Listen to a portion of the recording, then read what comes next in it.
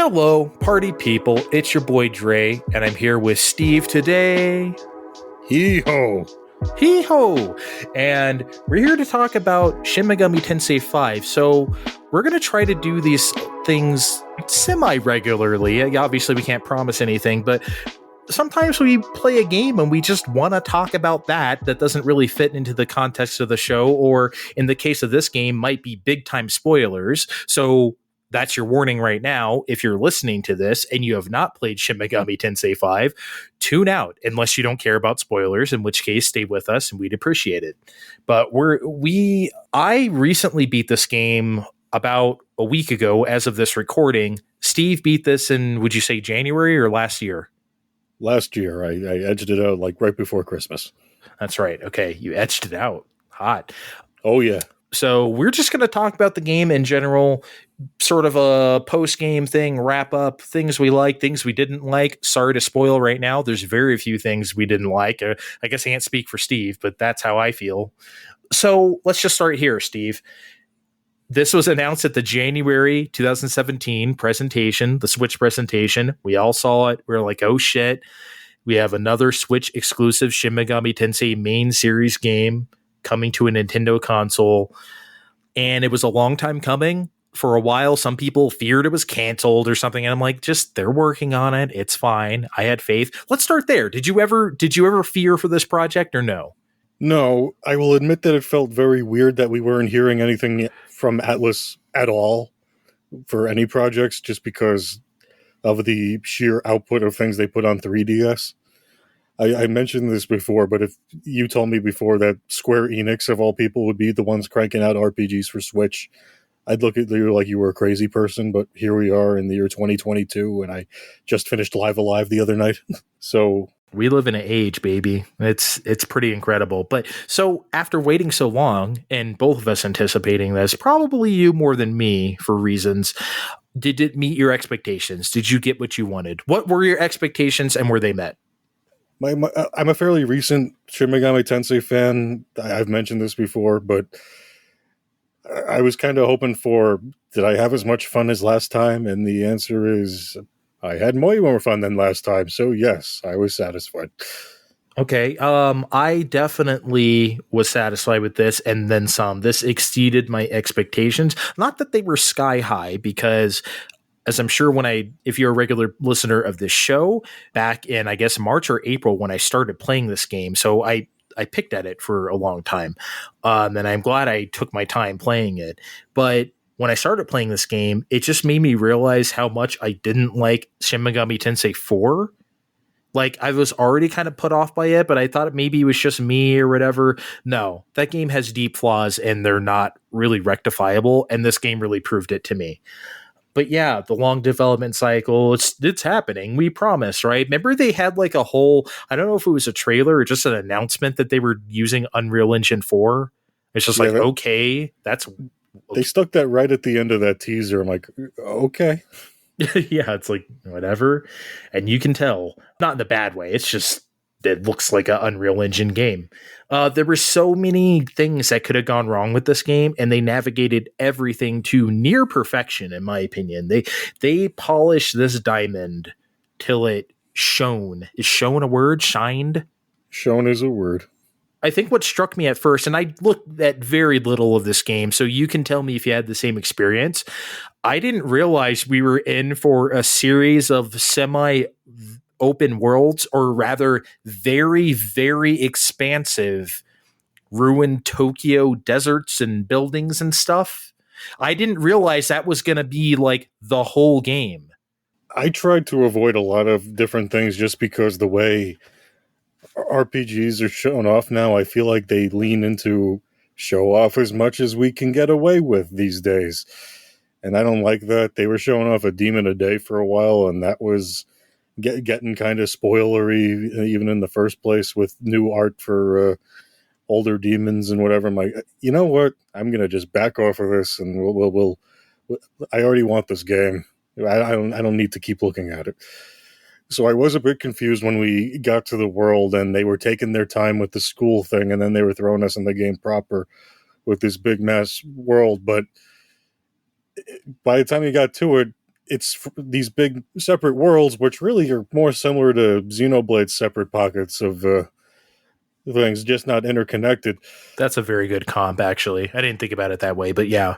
They're more akin to the dungeons that we would come to get used to in other Shin Megami Tensei games, where we would just run around, try and find treasure, run into demons, hope we get friends with them instead of getting ate by them, and maybe, find some other friends along the way.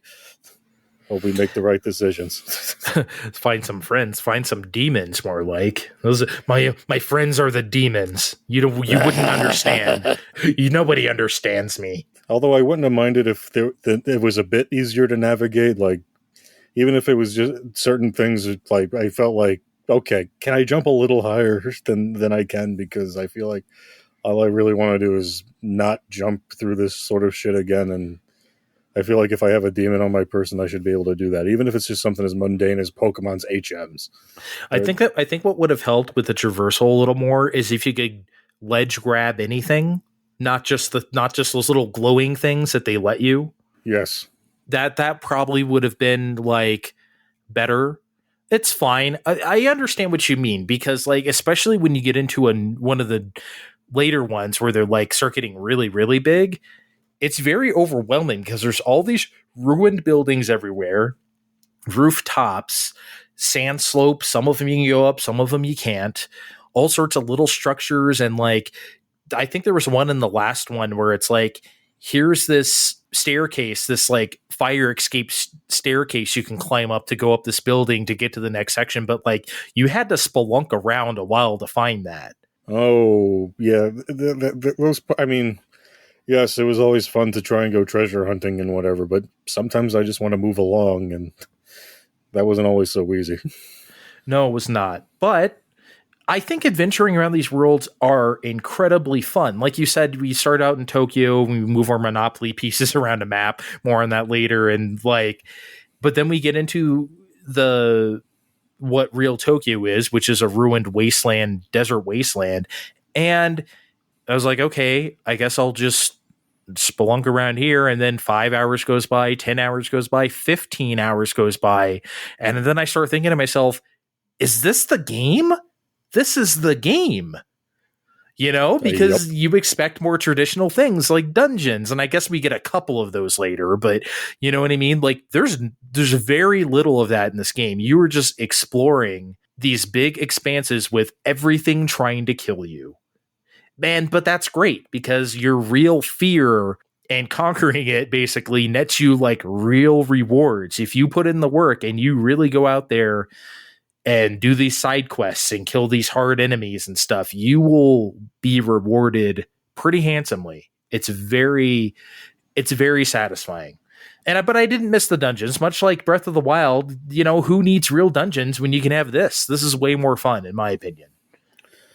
I need to complain about one dungeon in particular, though. It might have been the Tower of God or whatever it was, the one with the wind blasts that you needed to negotiate. Oh, the demon hole where you fight the vagina tongue thing. Mouth. Yeah, vagina mouth. Yeah. No, they actually patched this later. That's how bad this was. But you have to navigate these wind blasts to get around the dungeon, and the timing on some of it to go up and then horizontally to reach certain ledges was near impossible. I'm standing there trying to watch these gusts and study like to make it just so, and then a day or two afterward, they're dropping a patch with improvements, including improved wind trajectory for this particular dungeon. I'm like, oh, go good. They knew. They fucking knew. they sure did. I probably would have been in the same boat. No, maybe not, because I got it as a Christmas present, so it was probably patched by then. I know it came out like in November or something. So I really enjoy the game flow in that way. A note on battles, just they felt really great in a way that's somewhat intangible. And I kind of don't like to do this. Like your first MegaTen game is the one you always compare. But honestly, for me, for what popped my cherry was Digital Devil Saga on PS2. Both of them, Steve, you would love these games. God, I wish they could be re-released somehow. Please, PlayStation Plus Royale with cheese, like bring them to us. I don't know. But those games got me into this series. And that's kind of where I always think about, like, I compare battles to that first. These don't feel like those. Obviously, they're different because in that game you have like a party. You're not doing like the demon thing. Oh. This game felt exactly as it should. It was tough. It was a bit chancy, right? As it always is, but also really fun. When MegaTen gets this right, it's unparalleled, but it's so hard to get right. Well, another thing I didn't like about Shin Megami Tensei 4 was that the battles felt it was too much. It was over the top. I actually felt it was too hard. It was too punishing, especially when you're starting out. And then the punishment for death was too much too. The whole thing was like not great for me. They didn't get that right in that game. In 5, they got it perfectly right. Now, you didn't dislike aspects of Shin Megami Tensei 4 like I did, but can you agree with me now in retrospect, like 5 nails it way better than 4 does? Yes, but no. Well, just in the way they do make death make you start right back at you lose progress when you die. That part I didn't like, and in these open world games, that almost feels a little I don't know, backwards compared to what everyone else is doing right now. But I guess that feels appropriate for Shin Megami Tensei. Yeah, well, okay, let's talk about save points because we disagree on this too. So, like, well, you say your position first. You say how you feel, and then I'll browbeat you into my opinion. Look, I understand why we have the save points, because they replace all the other amenities that you would have normally found over the course of the game, in addition to being the save points. Remember Gustav and his money that he definitely fucked before you've seen it all? Okay, can I say something? Can I interrupt you? I never saw him fuck the money or suggest that he wants to fuck the money.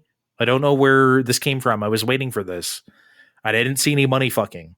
He's nude on top of the pile of money. What do you think he was doing before you got there? He's sitting on a chair. He's sitting on a throne on top of the pile of money. It's not like he was like thrusting like heavily into the money. He's like, "Ooh, what were you doing here? I didn't see you there." He's gonna be polite for company. I did not get the impression that he fucked the money, but you can have your own headcanon. Anyway, I'm sorry. Keep going. It's just that, we're on a portable system now. Everyone else is doing this. It would have been nice to have saves, like whenever. I disagree because I feel like the level design, these big open expanses, revolve around you getting from save point to save point. That's your, like, hate to sound the simple about it, but safe harbor. You're searching for that next one. Oh, is it across this bridge? Is it around this corner? Right? Oh, I see it in the distance, but can I make it through these? Can I kind of weave through these 3 enemies who might encounter me, and then I'll be fucked, right? And I might have to pay them off to not kill me, right? Because I'm out of resources. There's all sorts of risk and reward elements that you lose if you can save anywhere you want. So I feel like the traversal of these worlds was so fun because of the threat of losing your progress. Because I would often retreat. I would play it safe. I would often retreat to my last save point and be like, fuck this. I'm just going to stock up and try again. Versus like trying to get past and losing progress. Even if it wasn't much progress, I'd still rather play it safe. So for me, the save points are necessary and like kind of an essential part of the game. See, here's my problem, and this is just me being a very big exploratory dummy. I missed a number of save points the first time around. Really? Especially in the second area, when I was going back and doing side quests. I found at least 2 or 3 save points. Like, this makes a lot of sense now. Wow. Look, I'm not sure that I got every single one. I definitely would never say that I missed a bunch. I explored those maps, baby. But see, here's the other thing. Again, we've already established, I liked SMT4. And one thing I really liked that it did well was when you did finally die, you had to deal with you had to deal with Sharon, the ferryman for the river Styx, and you had to essentially bribe him in order to bring you back. It might have been nice to have some sort of way to at least have a way to go back to the last save point with the experience you got, even if we had to pay for it, like that sort of negotiation tactic, like a saving throw for that at least. And personally, I hated everything about that system in Shin Megami Tensei 4. So we're just going to have to agree to disagree there. Yeah, I didn't like that stuff at all. Just give me a regular fucking save point and be done with it. I don't need that bullshit. It doesn't add anything to the game. I'm sorry I can't street pass anybody. I was playing this in March 2020, everybody, because I was stuck at home. So sorry I can't street pass like MegaTen dollary dues. Like, I can't, okay? Like, yeah, that is the other problem with 4. That's why it didn't do it for me. I can't go any further here without talking about the game's technical aspects. Now, I want to say up front here that this game looks really cool. The art direction is insanely good.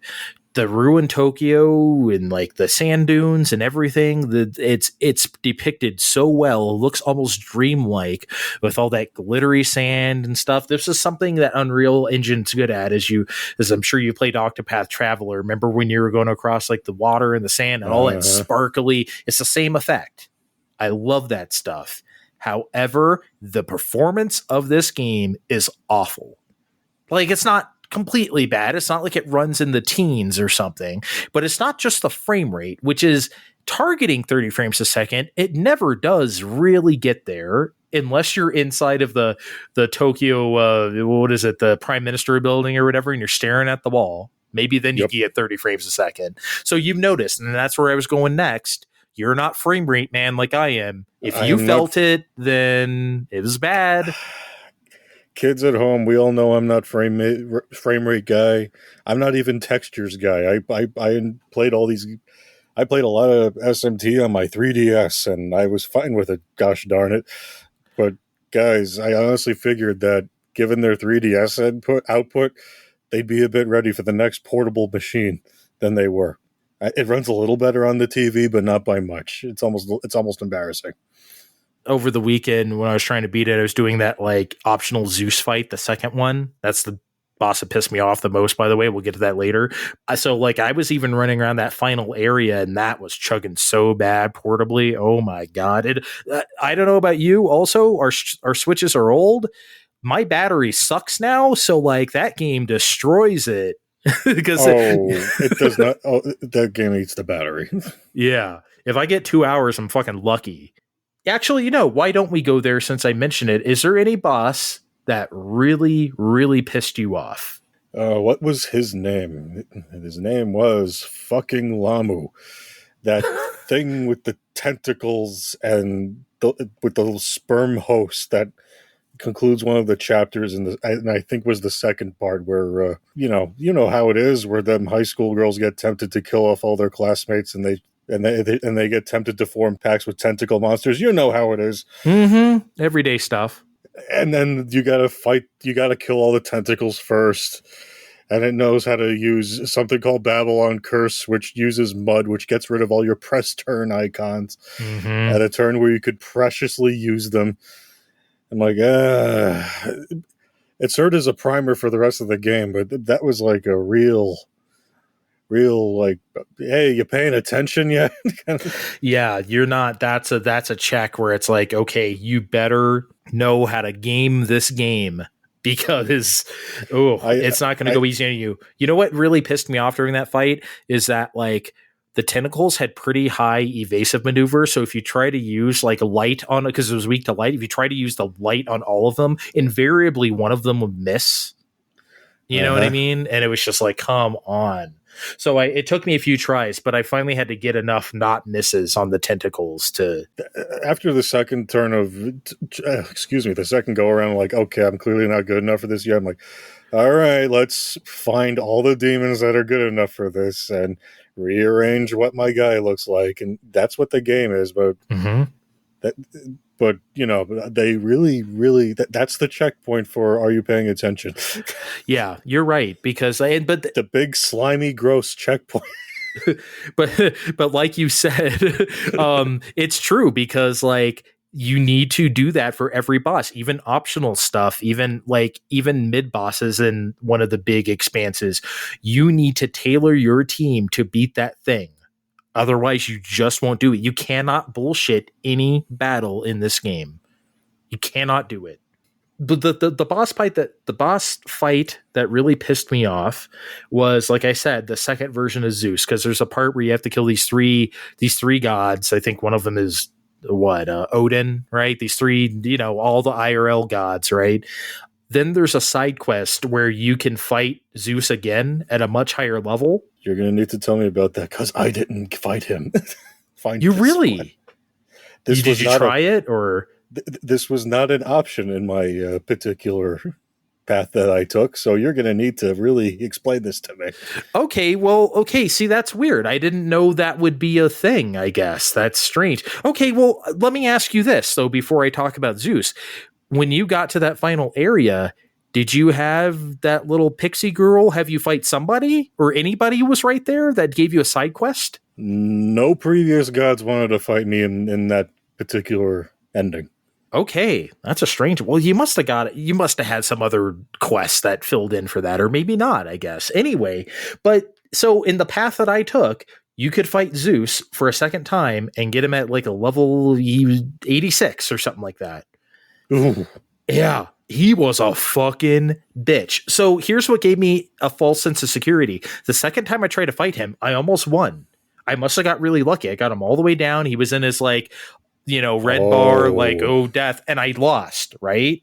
But then I tried it several more times after that, and I couldn't even get him down to half. I was like, what the fuck did I do that one time? Been there before. Okay, so you know what I mean. So at that point, I was like, fuck it. I popped the rest of my Gospels. Gospels gives you an instant level up. And so I went to like level 93 or something. And I was like, okay. And I leveled up a lot of my demons who had, because he was weak to wind. So I was like, I'm going to pump this as much as I can. And I did beat him. It was still really rough. But that, like I said, that second time where I must have got really lucky, they gave me a false sense of security because I was like, and I kept trying over and over and I couldn't do it. Anyway, I'm glad I got Zeus in my party because he was invaluable against Lucifer at the end. Anyway, so one thing I should say, I have never really liked the aspect of Shin Megami Tensei where you have to like negotiate with demons. It's always like my least favorite part of the game. So like, because I prefer games with like parties and set characters and stuff. I don't really want to do like Dragon Quest monsters or Pokemon or whatever, right? But in this game, it makes it work for a variety of reasons, so I do it. I still don't like negotiating with him in this game, but at least this time the dialogue was like pretty funny and often like interesting. I forgot that one guy who was like, maybe it was like the Hector Rockadewaitis. I can't remember how to fucking pronounce that thing. Where he was like, I don't know. I gave an answer he didn't like. And he's like, aren't you a pretentious fucking little dipshit? Wow, you think you're so cool or whatever. And it's with like the SpongeBob meme font. You know what I mean? Yeah. Yeah. So, but yeah, you like this stuff, this demon talking Before stuff. I continue, top, middle, or bottom, Andre? I was afraid to pick anything but top, so I always picked top. The responses I got from picking middle were incredibly ranged from anything from joining me instantly to them running away from me in fear. So it was an all or nothing response, basically. Yeah. Just yeah. But yeah, I always like this part of the game just because there's a certain deal with the devil aspect of of religious history that comes into play here. And I guess maybe it's just me thinking I can pick up on certain trends of the way kinds of demons respond that make it a little easier. This game in particular has a technique that gives you a mulligan if you really fuck it up. Did you unlock that? Where it just flashes the screen and it's like, wait. I think it was called pacification. I think it was, yeah. Yes. But because of the nature of what you are, the Nahobino, the demon whisperer in the first place. There's a lot of other talky bits that you techniques that you get along the way, and boost drops or getting experience, and there was this sort of thing in other games, and they boosted a lot here too. And given all the other experience and essences and things that we need to, customize our things for a lot of the big fights, I found it easier to do chatting a lot of the time than wailing on the A button like in other RPGs. Sure. Yeah. Well, I also took the perk where it's like, if they're about to die, they'll ask to join you instead of you killing them. Yep. I also took that, and that saved me a lot of headache from trying to always negotiate with them and give up a hell of a lot of money. But sometimes you can kind of ward them off by saying, ask for something else or be curt about it. You don't need that. Oh, you're right. I don't need that. Yeah. Yeah, I don't need that. What am I talking about? What am I saying? I don't need your magic mirror. And then they'll be like, just give me one life stone instead of 70,000 maca. Now we're talking. Yeah. So yeah, I guess I liked it more than other games, but it's not something I can really get into. I meant to mention this earlier when we were talking about just Tokyo and Ruined Tokyo. The parts that are not in the Ruined Tokyo, you're in the fake construct of Tokyo, made by quote unquote God, if you will. And this sort of feels like a weird afterthought, right down to a very 3DS overhead map where you're just moving little Monopoly piece cursors around a map of a little section of Tokyo on very narrow streets, and then you talk to other Monopoly pieces. I guess it's maybe to make the world feel surreal or unreal, but I don't know. I thought it was a little cheap, Steve. I think being a little cheap was kind of on theme. You have, because the Tokyo where you're going to school every day and everything's about the same, and was a facade built by God to protect Tokyo and only Tokyo from the demons, and that now that God's gone, it's slowly eroding away, and the things that are holding it up are also going away with it. So I think that might have been on purpose. I could also be looking into this way too much. I do that sometimes. I mean, it wasn't terrible. It wasn't look, it's not the focus of the game. They didn't really need to dress it up any more than it was, or make it actual graphics and make you literally run around like fake Tokyo. We didn't need to do that. That's the other thing. If they just dropped you Nahobino with the long blue hair in the middle of the desert and said, go find these demons a la Breath of the Wild, what would we have made of that? Yeah, I don't think it would have worked if it were actually a continuous open world. I actually don't think that would have been a good structure for this. So I'm glad it was relatively cordoned off to 4 big areas and a few dungeons. Think about that, by the way, what I just said. If you haven't played this game, I just said 4 big areas and a few dungeons. That comprised of dozens of hours of gameplay. This game is dense. Once you get to an area, you just oh shit, here we go. So before we move on to the thing I wanted to ask you, one more thing about Fake Tokyo. I thought it was a really cool touch in the game where in one of the big expanses, at some point you find out that the fake Tokyo made by God is disintegrating, and you could see it disintegrating into these cyber cubes. But then when you go to the next area, you actually get to run and jump among those cyber cubes. That was a really fucking cool effect, and they kind of come together as you run across them or jump up them. They look kind of disintegrating from a distance, but as you get closer, they become a structure. I thought that was great. This is where I'm about to put on my Andre hat and say, I wish the performance was a little better for that part. I wish the resolution was better. I understand they probably couldn't even do pushing 720p as it was even much for this game, but it deserved a sharper image. I hope maybe way in the future when this is not a Nintendo exclusive anymore on their PS8 or something, I could see this in some sort of full spec because it would deserve it. Again, as I said, I'm not disappointing with the way it looks like because art trumps everything, but fidelity matters too. So here's what I want to ask you. And I told you not to tell me until right now because I wanted to be surprised. I want to know how much time you spent on this game, and I'm going to guess it's more than me. So before you tell me your final clear file time, do you think you spent more time than me? Remember, I played over 5 months. I didn't, I did pretty much most of the side. I think I did every side quest I could find anyway.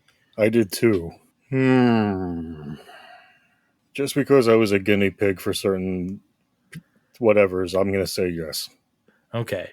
And of course, this is just our final clear file. You guys know how RPGs go. So this doesn't include dying or, you know what I mean? It's just whatever our file said. So, okay, Steve, reveal to me, what was your clear file time? 69 hours. Nice. And 48 minutes. You got to be fucking kidding me. There's no way that's true. 69 hours? That's what it said when I got my card out and booted it up last night. You're not going to believe what I'm about to say. What do you got? 102. Oh. Almost 103. I cannot believe we're that far off. That almost doesn't make any sense. No. And look, sometimes I'm a little careless and I leave my system on for a couple hours or something. But okay, even including that, that's still ridiculous. We have a 30-hour difference? I don't know what to say. Maybe it started counting deaths at some point, but more, I don't know. I'm floored here. I don't know what to think about this. What the hell does that mean? What did I do for so much longer? That was I just really, really creepy crawly with the. I mean, you said you skipped. I mean, for you to miss most of the save points in section 2, you must have really made a beeline for where you were supposed to go. So maybe that was it. Did you do all the what are they called, the abyssals or whatever that unlock more stuff in the? I did a lot of those. I don't know if I could have. I don't know if I could definitively say I did all of them, but if I saw one, I went for it. Okay, because I did all of those. There was no big pink blots left on my maps when I went to the next area, so I did all of those. I can't figure this out. This is wild. Anyway, what was do you remember off the top of your head what your demon compendium percentage was? Maybe that'll tell me more. Unfortunately, I can't. Without starting a new game, I can't tell. Okay, I think mine was 91%. I don't remember off the top of my head either. It was definitely low 90s. So, wow, yeah, that's a mystery to me. By the way, you could play this game on normal or casual difficulty. I tried casual difficulty real quick just to try it, just to see what's going on. It did not feel casual at all. I think I actually, when you have to fight Zeus the first time, I guess you never got the second one. I tried it against him on casual difficulty. It was no easier than normal. Now, maybe that's just because it was a boss, but it shouldn't matter because isn't that the hardest part of the game? Those should be way easier, if anything. I didn't try this at all, so yeah, it didn't. I took damage like crazy. They still had all the press turns up my ass, so I just tried it against a boss real quick. And again, maybe that's not enough data to really judge it off of, but I don't know. Didn't feel casual. Did not feel casual. So don't go if you haven't played this game and you're not really good at RPGs, don't go playing casual mode thinking you're going to have a easy breezy time, because it was not. Speaking of easy breezy times, what'd you think of the Navis? You know, those, there was the one, what's her name? Amana Hizako. Yeah. There were others that they just kind of stick there when the story demanded it. Yeah, there was one that was basically a Dragon Quest Draki or whatever. What was that thing? and then they literally stuck Pyrojack in there. Remember me? I was in Jack Brothers on Virtual Boy. That was the actual dialogue in the game. Remember the Nintendo Virtual Boy? Neither do I. Yeah, no, they were fine. I liked it. Made traversal fun, picking up little doodads or getting into a fight with the smiley yin yang things or scowly. Oh my god, those things were annoying. So what did you do for those? Did you do what I do and just have a lot of magnifying glasses on hand, or did you just guess until you got almighty? If there was a group of them and I didn't have any good almighty, I would just pick a shard from the thing. It's like, okay, I feel lucky with like, lightning, and just did lightning to them all, and hopefully a couple of them died. Because of course you're only going to get 2 shots, right? I just picked 2 elements and just tried my luck. Basically, if there's a group, if there was one, I would use a magnifying glass, spyglass. Yeah, that sounds about right. Yeah, but no, the navies, if you will, were fine. I enjoyed that. It's good to have that kind of like little interest as you walk around the map, and all the vending machines that carried all sorts of old world items, if you will. I liked all that stuff. I gotta say, though, was that even though it was only tangential to the story, I did like doing Hanazako's final side quest where she finally becomes an overpowered demon for you. Yep. It definitely made up for all that. Hey! Oh my god, you're like totally going to that demon, huh? Oh my god, like, can I come with you? Like, totally no reason at all. I think the project there was, can we make Navi more annoying? Okay. As much as I like to shit on Ocarina of Time, I actually don't think Navi is that annoying. I've never felt that way.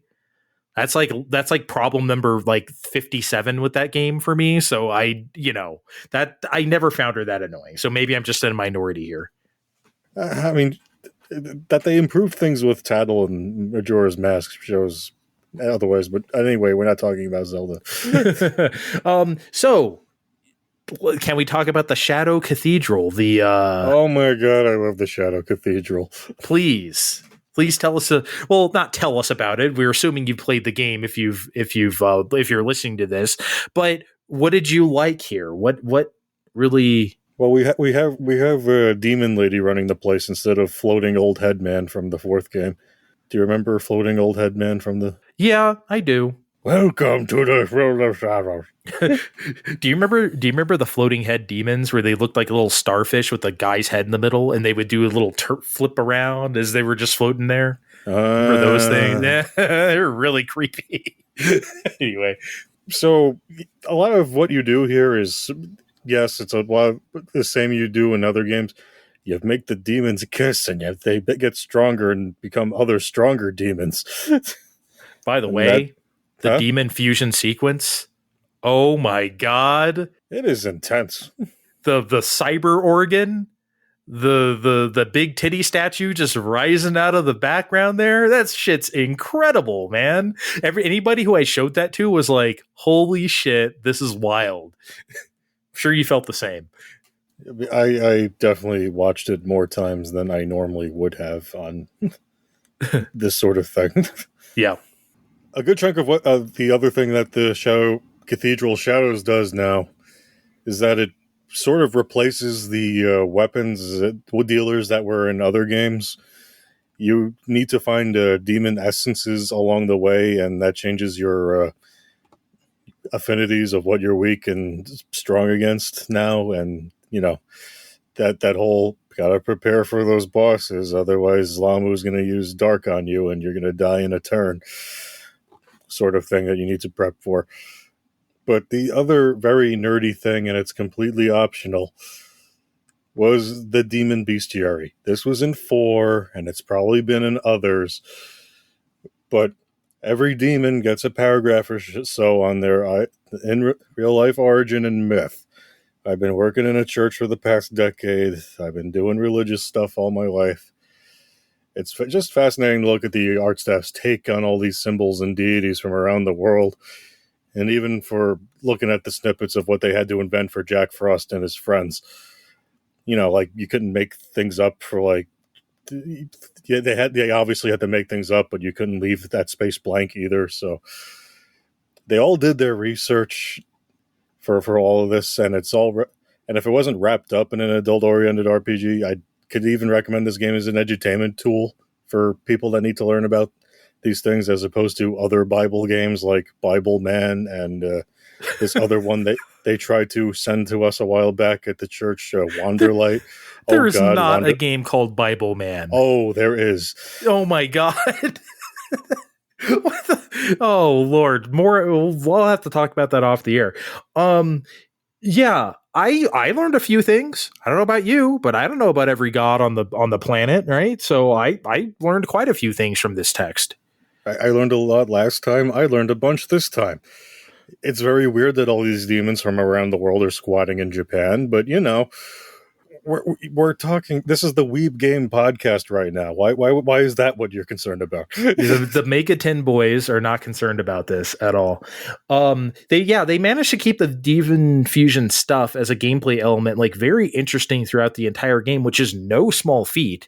And a game this long, which apparently I spent 30 more hours on than you somehow, there's no cheap repeats or palette swaps or anything, right? Like everything is unique.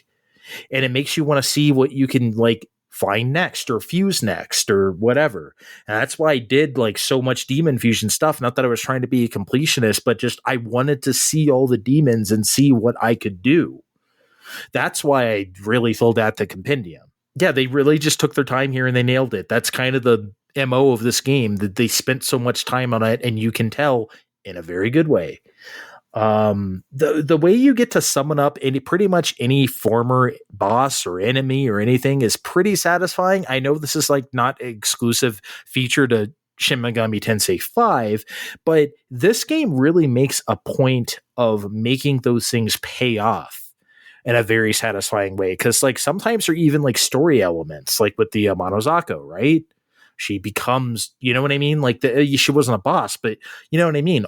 Everything like that sort of pays off. Even Lamu, which really kicked your ass. Oh, haha, now you're just a basic bitch in my party, right? Yeah, so basic I couldn't even use the thing that really, never mind. Yeah. And like I said, the demon fusion sequence is great. So that's just a cap off. Real quick about Magatsuhi's skills. Basically the super ultra attacks you can do in this game, or once your bar fills up. Look, is anything come remotely as close to being useful as the critical skill? Basically the skill just, lets you do instant crits no matter what attacks you do. Why use anything else? Like later on we got Shield of God once you killed like the 3 angels or something, and that was pretty useful, especially near the end. But like other than that, Steve, I don't know. Like, why use anything but crit? Okay, crit is like the first one they give you, so it's incredible how very indispensable it is to your entire thing. And other than that, and Shield of God, and a handful of ones that healed you when you're in a pinch, I couldn't really name too many others that I actually, used on purpose. Yeah, there was like a couple of those like almighty attacks that like did mega damage to one target, or maybe all of them or something, and I used those a couple times. Those were useful. So as we alluded to earlier, we took 2 different paths for this game. Well, not paths, but 2 different endings we got. So I got the ending where I guess there's 4 different endings from what I understand. I think that's what's going on. There might be a 5th. I don't know. Okay. Is it like an Eternal Darkness thing where you have to do all the other endings to get like the final ending? I think it might be in the New Game Plus that lets you do the other one. I don't know. So I took the ending where I sided with the Prime Minister of Japan, who's apparently like a celestial being or some shit. As you do. As one does. And Yuzuru, I guess your classmate. But I didn't really want to side with them because they were acting so fucking snobby near the end. If you remember, they were like, we're just going to do this and this, and we're going to become a Nahobino. And then it's like, okay, well then why do you need me? Like, don't be such a dick. I mean, not that they were being intentionally mean, but it's just like, we went through this whole journey together, and now you're going to be like, we're going to be God. It's like, okay, well, fuck you too. But their idea was that they wanted, a myriad gods, mini gods. Anyone could worship whoever they wanted, and that's what I chose because I thought that would make the most interesting ending. And I guess maybe it did. I don't know. I haven't seen the other ones. I'm not gonna do the other ones because I ain't playing through this game again, even on New Game Plus. Sorry. So, Steve, who did you side with, or what did you do? By the time I got to this point, we were getting real close to Christmas, and because it was, I'm in the church, so we got that saccharine positive attitude despite a pandemic, and we got Hallmark movies playing around the house on my folks' TV. So, you know what I was doing? I was smashing the Throne of God. And I'll tell you this because I know you're not going to do these other endings. You're going there, and you got angels, and even another demon that I think is supposed to be Mary. They call her Maria, but you look closely at her. There's like a portrait going on in the background of this 3D model. It's a pretty good effect. I don't even know if you can even unlock her in the game, and they're all trying to figure out what's going to happen to him now that their god is dead, and blah blah blah. They're like panicking that you're going to go do this. It's almost kind of funny that way, but yeah, time to go. We're gonna go break his chair, and it's really funny because Tao, your classmate that died in that second chapter and became a goddess that got us with you for a while. By the way, she just shows up. I feel like, hey, remember me? I'm Tao. Okay, I'm back. Now I'm going to follow you around. Yeah, and as helpful as she is, she leaves immediately if you choose this path. Like, you start going to the throne, and she's like, she doesn't even fight you. Here's like, oh, you're not creating anything? You're destroying the throne. Well, I'm leaving. Bye. Yeah, you would figure she would try to, like, I guess she figures she can't stop you, I guess, which may be Like, true, not but even a boss fight. Like, I must stop you from causing the world havoc that's going to happen if you just do this. I'm out. Well, after I sided with Prime Minister guy, basically I was going along, and then I'm getting up the stairs there, and then Abdiel and Ichiro are there, and they've already killed those two, so they unceremoniously have, like, they're dead. And then, like, oh, they killed them for you. yeah, they killed Abdiel, killed, and Ichiro killed the Prime Minister and Yuzuru for me, so I didn't even have to do anything. Because I had to fight the two of them one at a time. Oh my god, that sounds annoying. Well, Abdiel and Ichiro become like this huge homunculus monster, and that was a whole thing. So I had to fight I had to fight them. They died, and then I had to fight the Prime Minister and that Nahobe uniform, and they died. And then that was the ending. I got a brief lecture from Satan saying, maybe you don't want to do this. He didn't want to fight me. He wants to fight you in most of the other endings. I had to fight him. But he doesn't want to fight you in this one. Like, okay, time to smash that throne. Yeah, that's weird. Okay, wow, you got the easy ending.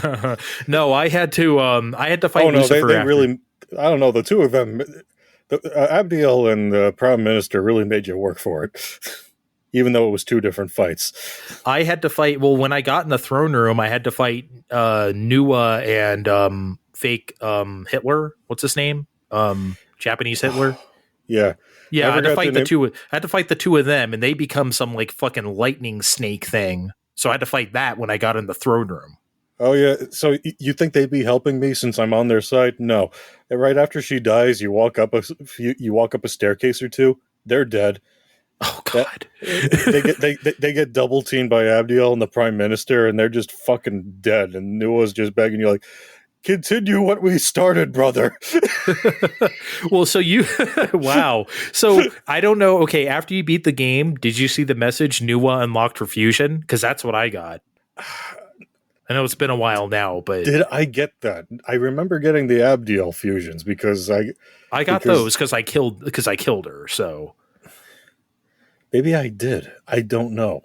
Okay, yeah, it was a while. Yeah, but then after, but anyway, no, but I had to do so I get up basically recap. I get up the stairs. Prime Minister and Yuzuru are basically dead. I had to kill Abdiel. Then I had to go in the throne room. I had to kill Japanese Hitler and Nuwa fused together as a lightning snake, and then I had to kill Lucifer. So I had to do three things. And thank God I did that Zeus thing.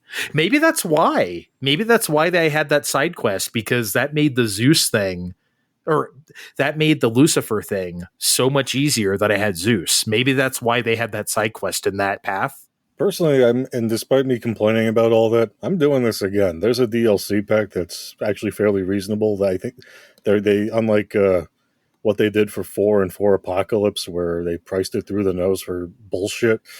There's like one DLC pack for $25 that I think I'll just indulge in and do a new game plus or two in the future.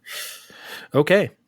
Yeah, I don't know. I know I say it's just like I just had a baby, right? So it's like, do you want to have another baby? It's like, no, I don't want to have it. Maybe after I give it some time, I'll think about it and I'll want to play through the game again. Now that we have New Game Plus, and I could just turn it to casual mode or something and just really breeze through it and just see the other events.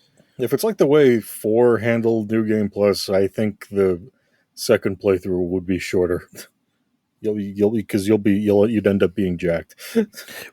Well, okay, 2 things before we get out of here. You couldn't take videos of this game. I thought it was because it was pushing the Switch really hard, but I think it was just they were blocking you because when you get to the last area, you can't take pictures either. So I think they're just being dicks. Why are Japanese companies so protective of this shit? Just let people see the game. I know they don't want the last boss blown on like the first day or something, but like at the same time, come on, man. Like you're just like, this is a niche game as it is. Let people share, Sorry, I don't know. That's just the way I feel. No, I'm with you here because this is happening a lot now. And yeah, I get that you don't want us to show the last boss, but you and me, we do a games completed thread. It would have been nice to show off the good job, you got New Game Plus screen instead of me having to find a GIF of Jack Frost in time. Well, you know me, to stand in there. I've gotten so good because of the mini consoles that I take pictures of my phone, take pictures of the screen with my phone. So I've gotten really good at that. So that's what I did with Shin Megami Tensei V as well. But still, even Live Alive, which I finished the other day, like once you hit a certain point, there are no screens, even during the credits, and I had to take a generic, you completed this chapter screen. It's so fucking stupid. Come on, guys. Last thing before we get out of here. Top 5 Switch game, generationally great RPG, perhaps? Both? The Switch is crammed with so many all-timers, and I think it's a very tough thing to just say that on the fly. Whether it's top 5, it's certainly up there, although it's definitely standing out as a generationally great RPG on this system with a lot of fucking great RPGs on it. Yeah. I mean, we're in an era where we have perfected this genre to a point where, I mean, Dragon Quest XI, Octopath Traveler, we have been getting some real cream of the crop stuff when it comes to this genre in a way that I didn't think it was possible after like the PS3 360 era, you know what I mean? Where it just felt like the genre just fell off a cliff and it was never going to recover. Man, we're back. We're back, baby. The MegaTen Boys are happy. What a time to be alive. Yes. On that, we're going to get the fuck out of here. We've talked enough about Shin Megami Tensei V. Well, really, we haven't. We just don't want to, otherwise this will be 4 hours. So we're going to get out of here. Find Time Podcast on Twitter, if you please. Check us out there. Find the rest of our personal socials there in the description of this podcast as well. See you next time, guys. Bye. Hee-haw!